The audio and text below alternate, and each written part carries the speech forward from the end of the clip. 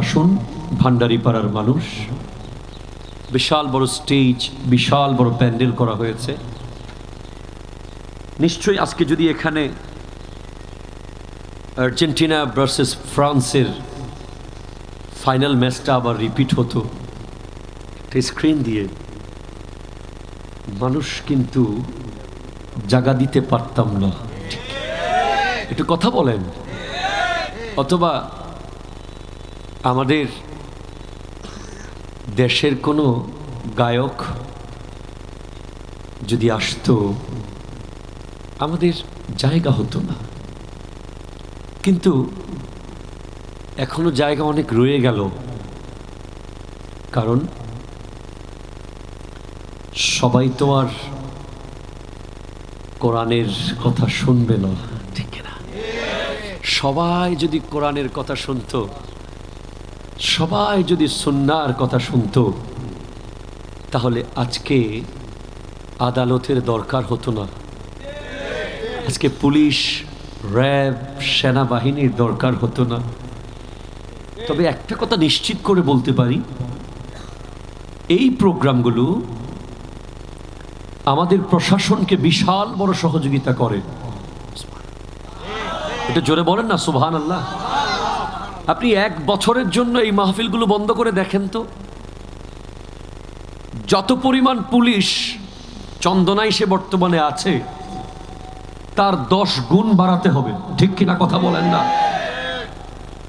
কারণ যেই মানুষগুলোকে প্রশাসন শাস্তি দিয়ে সোজা করতে পারছে না, সেরকম বহু মানুষ এই প্যান্ডেলের নিচে এসে আল্লাহওয়ালা হয়ে যায়, ঠিক কিনা কথা বলেন? আরো জোরে বলেন, ঠিক কিনা বলেন? সেজন্য বর্তমান প্রশাসন আমাদেরকে খুব সহজ করে দিয়েছে কথা বলতে। আমাদের অতিথিবৃন্দ একে একে আসছেন, ওনাদের আগমনকে আমরা মোবারকবাদ জানাই। আসসালামু আলাইকুম ওয়া রাহমাতুল্লাহ। সিআইপি দুনিয়ার, ভিআইপি আল্লাহ। বসুন, জোরে বলেন মারহাবা। ঠিক আছে, সবাই বসুন। তো বলছিলাম, মাওলানা সরওয়ার কামাল কাদরি সাহেব বলে গেছেন, আল্লামা আহমদ হোসেন আল কাদরি সাহেব আসবেন হুজুর কিবলা। এমন একটা লাইন হয়তো মুখ দিয়ে বের হয়ে যাবে, তোমার গোটা জিন্দেগি পরিবর্তনের জন্য যথেষ্ট, ঠিক কিনা কথা বলো? সুতরাং কনসেন্ট্রেট ইউর মাইন্ড। আমরা নিজের পাশে বসা মানুষকে অনেক সময় সালাম দেই, শোনে না, ঠিক কিনা বলেন? আর বন্ধু ন, দুনিয়ার কথা বলছি। এখান থেকে সালাম দিলে গাছবাড়িয়ায় শোনা যাবে না, এখান থেকে সালাম দিলে রওশনহাটে শোনা যাবে না, আরে এখান থেকে মেইন রোডেও শোনা যাবে না। বাট এমন এক নবীর উম্মত আমরা, যাকে এখান থেকে সালাম দিলে 3500 কিলোমিটার দূরে তিনি স্পষ্ট শুনতে পান। কথা বলেন, ঠিক কিনা? হাত তোরা বলুন, ঠিক কিনা বলুন?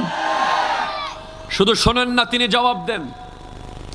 অবশ্যই তিনি জবাব দেন, যেই জবাব আমরা না শুনলেও খাজা মাইনুদ্দিন হাসান সানজিরি শুনেছেন, যেই জবাব আমরা না শুনলেও আল্লামা জামি শুনেছেন, যেই জবাব আমরা না শুনলেও ইমাম আহমদ রাজা খান ফাজিল বেরলভী শুনেছেন।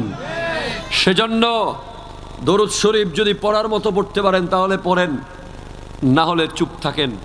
পড়লে পড়ার মতো পড়েন। আল্লাহুম্মা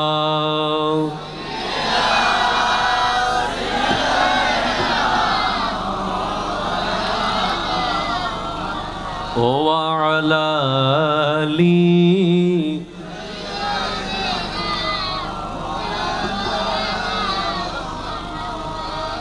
أعوذ بالله من الشيطان الرجيم بسم الله الرحمن الرحيم منها خلقناكم وفيها نعيدكم ومنها نخرجكم تارة أخرى وقال الله تعالى في مكان آخر كنتم أمواتا فأحياكم ثم يميتكم ثم يحييكم ثم إليه ترجعون وأيضا قال الله تعالى في مكان آخر وكل إنسان ألزمناه طائره في عنقه وقال النبي صلى الله عليه وسلم لا تزول قدما عبد حتى يسأل عن عمره فيما أفناه وعن جسمه فيما بلاه وعن علمه فيما فعل فيه وعن ماله صدق الله مولانا العظيم وبلغنا رسوله النبي الأمين المكين الكريم الرؤوف الرحيم ونحن على ذلك لمن الشاهدين والشاكرين والحمد لله رب العالمين ربي صلي وسلم وبارك عليه يا عربي يا قرشي يا هاشمي يا لقبي يا مكي يا مدني يا مطلبي যারা নিজের আওয়াজে মুখ দিয়ে মা বলে ডাকতে পারেন, যারা যখন তখন বাবা বলে চিৎকার দিতে পারেন, যারা মনের কথাগুলোকে সাউন্ড দিয়ে বোঝাতে পারেন, তারা মাস্ক খুলে, মুখ খুলে, হৃদয় খুলে একবার চিৎকার দিয়ে বলুন আল্লাহু আকবার। আরো ইমানি জজবা নিয়ে বলুন আল্লাহু আকবার। এবার বলুন ইয়া রাসূল আল্লাহ, ইয়া হাবিব আল্লাহ, ইয়া নবী আল্লাহ, ইয়া নূর আল্লাহ। এবার বলেন কার কার মদিনা যেতে মন চায়? আল্লাহু আকবার। ইয়া রাসূল আল্লাহ, ইয়া গৌসুল আজম দস্তগীর জিন্দাবাদ জিন্দাবাদ জিন্দাবাদ। যাদের মদিনা যেতে মন চায় তারা পড়িয়েন। যারা আজীবন ভান্ডারি পাড়ায় থেকে যাবেন তারা চুপ থাকবেন, যারা মদিনা যাবেন তারা পড়বেন ইনশাআল্লাহ। তো ইনশাআল্লাহ।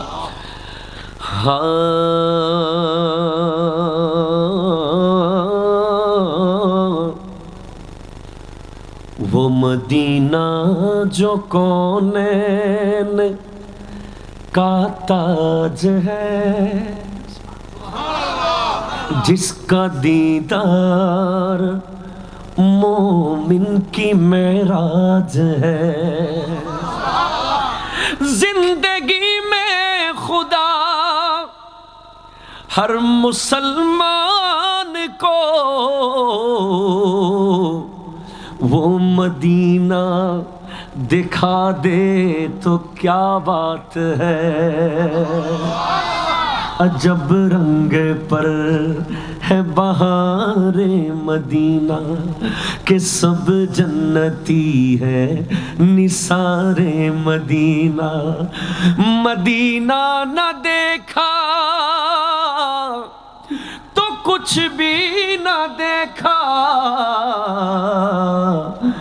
मेरे आका का रोज़ा है जन्नत का नक्शा। हाजियो आओ शहंशाह का रोज़ा देखो, काबा तो देख चुके हो अब काबे का काबा देखो। सुभान अल्लाह। এবার মিলে একসাথে দেখে লো রাসূলুল্লাহ রওজা পাকের কিনা, দেখে লো রাসূলুল্লাহ। ওয়া ওয়া মাশাআল্লাহ।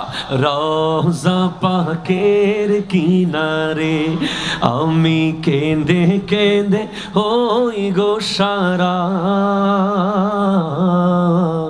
ধন্য করো দিদারে আমি কেঁদে কেঁদে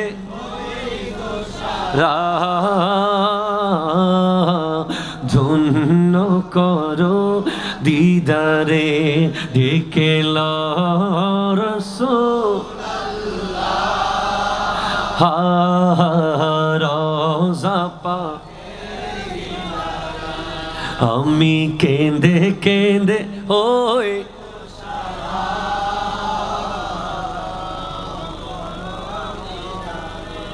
দিদারে দুই সাথীকে পাশে নিয়ে হায় ঘুমিয়ে আছো নিঝুম নিরালায় দুই সাথীকে পাশে নিয়ে হায় ঘুমিয়ে আছো নিঝুম নিরালায় সাড়া দাও রাসূলুল্লাহ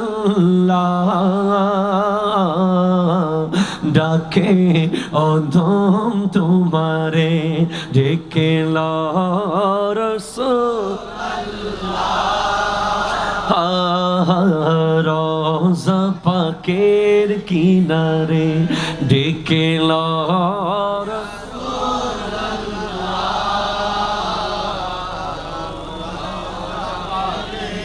কিনারে আজো রওজায় শুয়ে থেকে হায়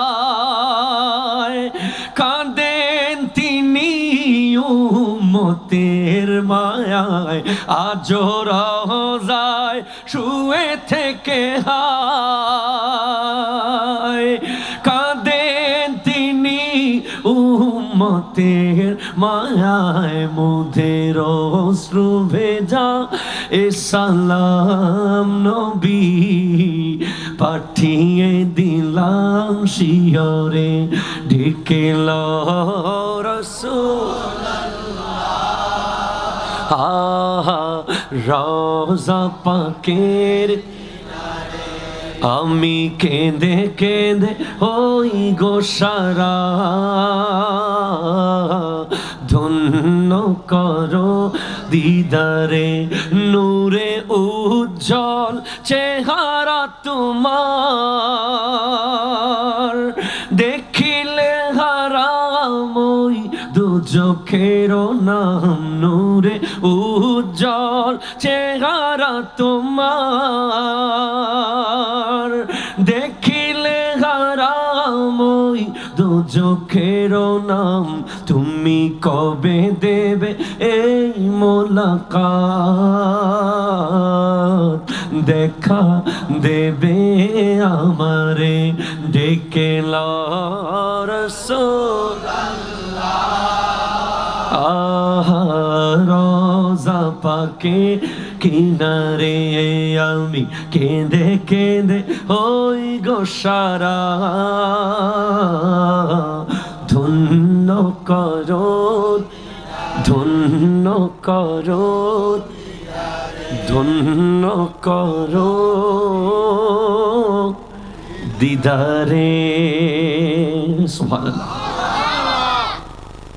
এই মুহূর্তে পৃথিবীর সবচেয়ে দুঃখী মানুষটা কে আসলে যদি আমরা দেখতে যাই? আপনাদের এক একজন এক এক কারণে দুঃখে আছেন। কারো ঘরে ভাত নাই, কারো চাকরি নাই, কারো ব্যবসা মন্দা, কারো বাসার অশান্তি। কিন্তু সবচেয়ে দুঃখী মানুষ কে জানেন? যে নিজের শক্তি দিয়ে নিঃশ্বাস নিতে পারছে না। ঠিক না?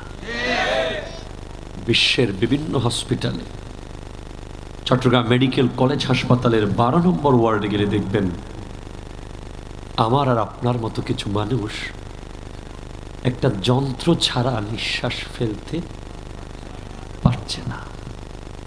বলেন তার চাকরি কি আর ব্যবসা কি? কোথায় তার ব্রেকফাস্ট? কোথায় তার লাঞ্চ আর ডিনার? কোথায় তার দিনের রুটিন? আমরা ভালো আছি না? একটু বলেন, থাকলে আলহামদুলিল্লাহ বলেন, আরো জোরে বলেন না। আমরা ভালো আছি। খাবার এক বেলা না পেলে পরের বেলায় পেয়ে যাবো ইনশাআল্লাহ। কাপড় এক জোড়া না থাকলে আরেক জোড়া ব্যবস্থা হবে। নিঃশ্বাস কিন্তু ওখান থেকে কন্ট্রোল হয়। তাদেরকে বলেন কি চান। তার সামনে যদি আপনি 10 কেজি দেশি মুরগি রান্না করে নিয়ে যান, অথবা ফ্রেশ চিংড়ি মাছ ভুনা করে নিয়ে যান, তার ভালো লাগবে না। সে চাচ্ছে আরেকবার একটু নিঃশ্বাস নেব, মসজিদে যাব, একটু তওবা করব।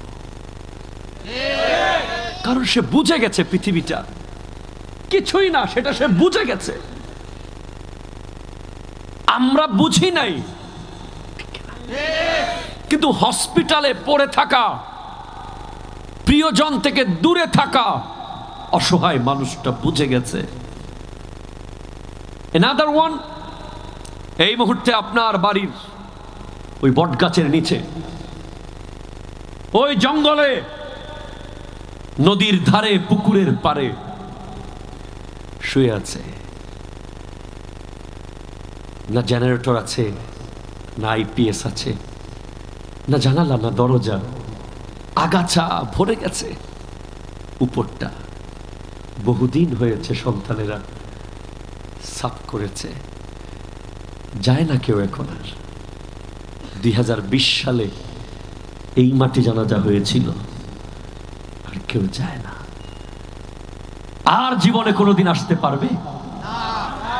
সুযোগ আছে আর? 1 ঘন্টার জন্য ভান্ডারি পাড়ার মিলাদুন নবীতে আসতে পারবে না। মনে রাখবেন, ভান্ডারি পাড়া থেকে ঢাকা যাওয়ার পথে পানির বোতল যদি না নিয়ে যান, রাস্তার মোড়ে মোড়ে দোকান আছে, কিনে নিতে পারবেন 10 টাকা 15 টাকা দিয়ে।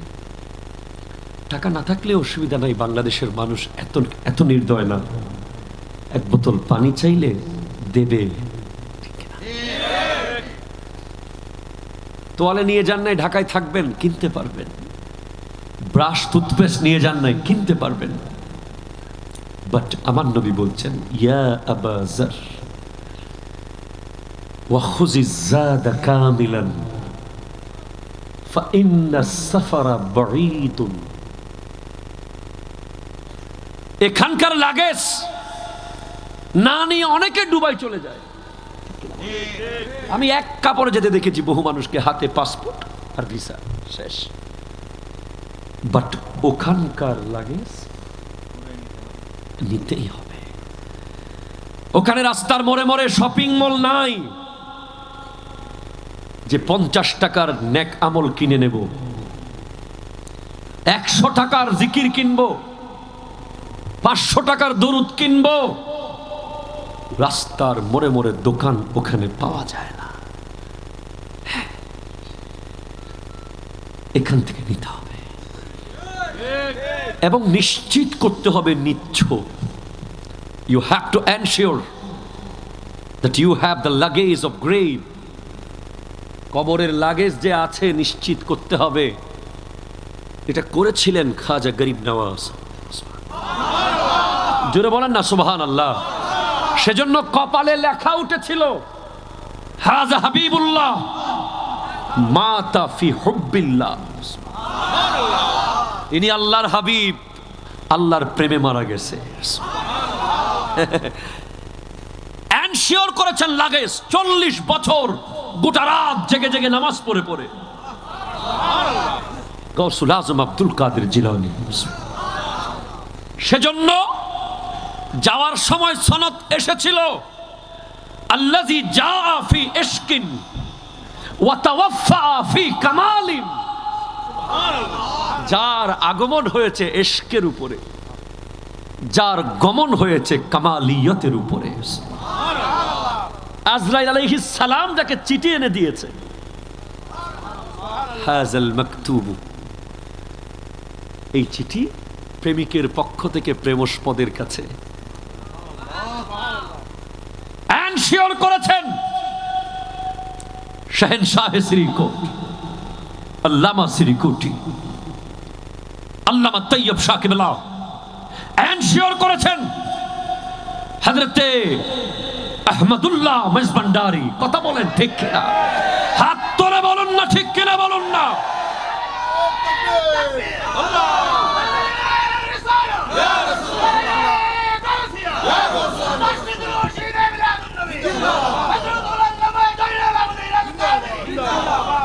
এনশিওর করেছেন গোলাম রহমান কিবলা কাবা, এনশিওর করেছেন শাহ জালাল ইয়ামানি, লাগেজ এনশিওর করেছেন। এজন্য গোটা পৃথিবী চাইলে তাদেরকে মুছতে পারবে না। বাড়ি ইয়ামানে আলোচনা হচ্ছে বাংলাদেশে, বাড়ি ইরানের সিস্তানে আলোচনা হচ্ছে চন্দনাইশে, বাড়ি সিরিকুটের পাহাড়ে আলোচনা হচ্ছে বাংলার জমিনে, ঠিক কিনা? বাড়ি আরবে আলোচনা হচ্ছে ফটিকছড়িতে আর বাংলাদেশে, ঠিক কিনা বলেন? পোস্টার দিয়ে আলোচনা নিশ্চিত করে নাই, হ্যান্ডবিল দিয়ে না, কাউকে টাকা দিয়ে না, মাইকিং করে না। কিসের আলোচনা? কেমনে হলো এই অবস্থা? আল্লাহ কলবে ঢেলে দিয়েছে। অমুক লাগেজ এনেছে, তাকে ভুলিস না। লাগেজ নিয়ে আসলে বিদেশ থেকে সবাই ভালোবাসে, ঠিক কিনা বলেন? খালি হাতে আসলে পছন্দ করে না, বউ পর্যন্ত ঘরে ঢোকায় না। আর কবরের লাগেজটা আল্লাহর দরকার নাই, আমার দরকার, ঠিক কিনা বলেন? বলেন বলেন। 10 মিনিট শেষ, যাবেন না? প্লিজ যান, গল্প করুন রাস্তার মোড়ে গিয়ে, চায়ের দোকানে আড্ডা জমে যাবে। আয় হ্যাঁ, বড় চালাক। কবরের চিন্তা নাই এরকম বোকা পৃথিবীতে নাই, ঠিক না? সবার ভিতরে আছে বলেই মানুষগুলো পাগল হয়ে যায় এই মাহফিল করার জন্য। এই যে আজকে মাহফিলের সভাপতি না, উনি যিনি আমাকে দাওয়াত দিয়েছেন, যার বাসায় গেলাম, কমিটির সভাপতি, কি নাম ওনার? আব্দুল হামিদ সাহেব। ওরে বাবা, অন্য কেউ পারতো না, আমার কোনো শিডিউল ছিল না এই ফকিরের। উনি আনবেই, ছাড়বে না। এই পাগলগুলো সমাজের হাজার হাজার মানুষকে বিশাল বড় উপকার করে দিচ্ছে, কিন্তু মানুষ সেটা বোঝে না, লাস্টে গিয়ে তাকেই দোষ দেয়, ঠিক কিনা বলেন না? এটা এমন কেন হয়েছে, ওটা এমন কেন হয়েছে, কথা কন, ঠিক কিনা? এই পাগলগুলোকে আল্লাহ বাঁচিয়ে রাখুক, আরো জোরে বলেন আমিন। তাহলে কেউ যাবেন না? না, আমি কি শুরু করব? আচ্ছা ঠিক। আজকের প্রধান অতিথি অ্যাডভোকেট খুরশিদ বিন ইসহাক, চেয়ারম্যান 8 নং হাসিমপুর ইউনিয়ন পরিষদ। আজকের মেহমানে আলা জামিজুরি রজবিয়া আজিজিয়া রহমানিয়া সুন্নিয়া ফাজিল ডিগ্রি মাদ্রাসার সুযোগ্য সাবেক অধ্যক্ষ, অসংখ্য মুহাদ্দিস মুফতি যিনি বানিয়েছেন, হযরতুল আল্লামা অধ্যক্ষ মুফতি আহমদ হোসেন আল কাদেরী সাহেব কিবলা মাদ্দাজিল্লুহুল আলী, বলেন মারহাবা। আজকের সংবর্ধীয় অতিথি জনাব বাদশা মিয়া, সিআইপি, গণপ্রজাতন্ত্রী বাংলাদেশ সরকার, বলেন মারহাবা। আজকের উদ্বোধক জনাব নুরুল আমিন সাহেব, সিনিয়র সাবেক টিটি বাংলাদেশ রেলওয়ে।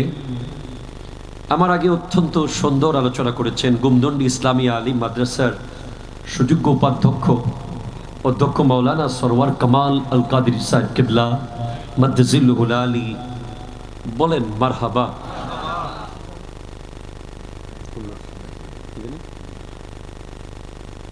এবং বিশেষ করে আজকে আমার দিনটা অনেক ভালো, সকাল থেকে 2 জন বন্ধু পেয়েছি, বহুদিন আগের বন্ধুত্ব, সেই জামিয়াতে যখন পড়তাম একসাথে। আজকে একজন বিদেশ থেকে এসেছে বাসায়, আরেকজন এখানে পেয়ে গেলাম, হযরত মাওলানা আব্দুল আহাদ ইমরান হোসেন আল কাদরি সাহেব কেবলা মাদ্দাজিল্লুহুল আলী সিনিয়র মুদাররিস 2000 রায় জোয়ারা ইসলামিয়া মঞ্জুরিয়া সুন্নিয়া দাখিল মাদ্রাসা। আওয়াজ দিয়ে বলুন মারহাবা। আমাদের বন্ধুত্বকে আল্লাহ রক্ষা করুক, আরো মজবুত করুক। বিশ্বাস করেন আমি এখানে আসতে পারতাম না এরা না হলে। সব সময় বলতো দোস্ত গো গা শোনা।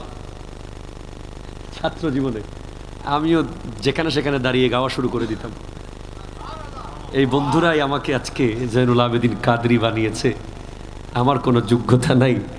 আমার বন্ধুদেরকে আল্লাহ হায়াতে খেজরি নসিব করুক, তাড়াতাড়ি একটা মারআতু সালিহা আনার তৌফিক দান করুক।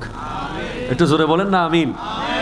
সাথে সাথে মাওলানা মুখতার হোসেন শিবলি সাহেব, আব্দুল আহাদ জিহাদি সাহেব, রফিকুল ইসলাম আল কাদরি সাহেব, ফুরকান কাদরি, জহিরুল আমিন, ফয়সাল কাদরি, আজিম উদ্দিন বাবু কাদরি সহ স্টেজে অসংখ্য গণ্যমান্য মুহাক্কিক মুদাক্কিক ওলামায়ে কেরাম, সামনে বসা মুরব্বী বাবারা, স্পেশালি ওই আমি দেখতে পাচ্ছি চেহারাগুলো, যেখানেই যাই তারা উপস্থিত থাকে সামনের কাতারে। আমার তরুণ যুবক ভাইয়েরা, আসসালামু আলাইকুম ওয়া রাহমাতুল্লাহি ওয়া বারাকাতুহু। আমার বিষয় কোরআন ও হাদিসের আলোকে কবর ও হাসরের গুরুত্ব খুব ইম্পর্টেন্ট।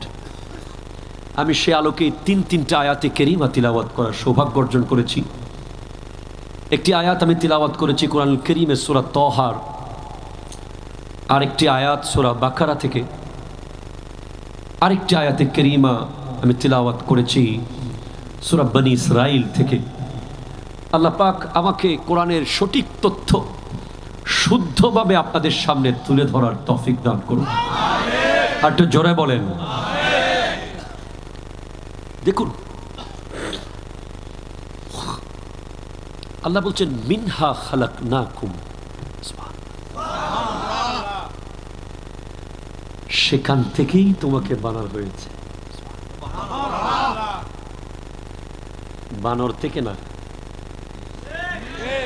কথা বলেন না ঠিক কিনা? সেখান থেকে। সেটা কোনটা হুজুর? সেখানটা কোনটা? গুলশান না, ওই বসুন্ধরার সিটি না, যেটা আমাদের স্বপ্ন। মালয়েশিয়ার ওই স্মার্ট সোসাইটি নয়, দুবাইয়ের ব্রুজ খলিফা নয়। মিনহা, হায়ের মর্যাদা হলো তোমার ঘরের পাশে যেখানে তুমি শুয়ে যাবে শেষবারের মতো, ঠিক কিনা? ওই জায়গা থেকে তোমাকে বানানো হয়েছে। দেখেন ওই জায়গার খবর আমাদের নাই। আপনি আপনার ঘরটাকে কত সুন্দর করে রেডি করছেন। দরজা এনেছেন দুবাই থেকে, পেইন্ট করেছেন মালয়েশিয়ান, তারপরে আপনার শোকেস ডিজাইন, বিভিন্ন পেজ, 10-15টা পেজ দেখেছেন ফেসবুকে। সেখান থেকে লক্ষ লক্ষ টাকা খরচ করে ঘর বানিয়েছেন। বাট যেই ঘরটা 60 বছর থাকবেন না আপনি ওখানে, থাকতে হবে প্রায় 60,000 বছর, ঠিক কিনা? কথা বলেন না। কেউ থাকবে 1 কোটি বছর, কেউ থাকবে 10,000 বছর, কেউ থাকবে 1 লক্ষ বছর। ওই ঘরটা আমরা ভুলে গেছি। আমার নবীর কাছে এসে এক ব্যক্তি বলে, ইয়া রাসূলুল্লাহ, আপনি কিছু নসিহত করুন আমাকে। নবী বলছেন, ওই 4 হাতের ঘরটার খবর রাখিও। 4 হাতের ঘরটার খবর রাখিও, খবর রাখিও। কারণ ওয়াফিহা নুঈদুকুম, সেখানে তুমি চলে যাবে। আজকে মাননীয় সিআইপি মহোদয় আছেন,